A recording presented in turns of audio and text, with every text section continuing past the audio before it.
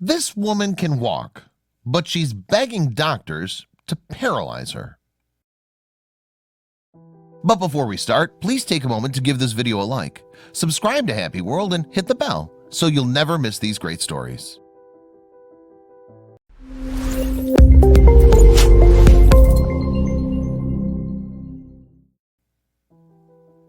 When we think of disabilities, we tend to think of them as unfortunate instances that serve as burden to the person who must live with them. However, what the majority of people experience isn't always the case.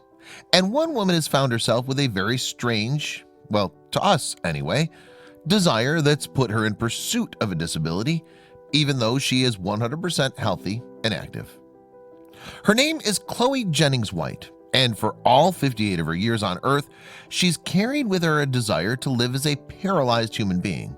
Her will is so strong on this matter that she's taken to living her life in a 100% unnecessary wheelchair, and is also in search of medical professionals who are willing to completely and irreversibly paralyze her. She resides in Salt Lake City, Utah, and for obvious reasons has not yet found a doctor who's willing to take the gift of walking and standing from an otherwise healthy woman. However, she's found a very costly procedure that would help her to attain her goal, but lacks the $22,500 required to turn her bizarre ambition into a reality. Initially, she wanted to live her life without legs altogether. As strange as that sounds, it's not entirely unheard of. In fact, she's found the will to be paralyzed so strong that on numerous occasions she's put herself in harm's way in hopes of succumbing to an accident or emerging paralyzed. It's a bit much for many people to even begin to understand. She explains her approach. "I ski extremely fast and aim for the most dangerous runs," she told the Daily Mail. "My friends and family can get a little worried about me skiing, as they know I ski very aggressively, and they know that in the back of my mind I actually want to get paralyzed." When she finally did get injured while skiing in Utah, she gained tremendous insight into her mental condition, which is known as body integrity identity disorder, which essentially means that the person suffering from it is having trouble accepting their functioning body and seeks a disability, one to match the way they perceive themselves mentally. She obsesses over wheelchairs and leg braces to indulge her mental state.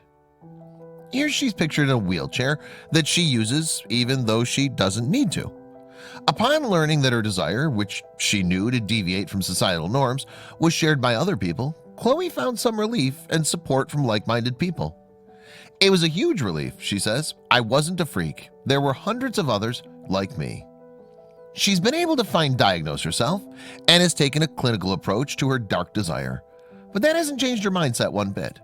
Despite understanding her condition, she hasn't wavered in her pursuit of paralysis. "I might never be able to afford it, but I know truly and deeply I won't regret it if I ever can," she said to the Daily Mail. "Something in my brain tells me my legs are not supposed to work. Having any sensation in them just feels wrong." That description is a very common one among those who suffer from BIID. They feel wrong, like their body isn't the way it's supposed to be. She's treated by a doctor named Mark Milan, who doesn't delude himself as to the stakes that these disorders present. He frames the issue this way: "The question I often ask, is it better to have somebody pretending to use a wheelchair or to commit suicide?"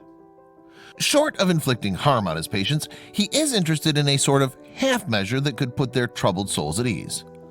One possibly could be to do some sort of nerve blocking so that the limb could not actually be used for a period of time, to let the patient test the reality of being physically disabled temporarily.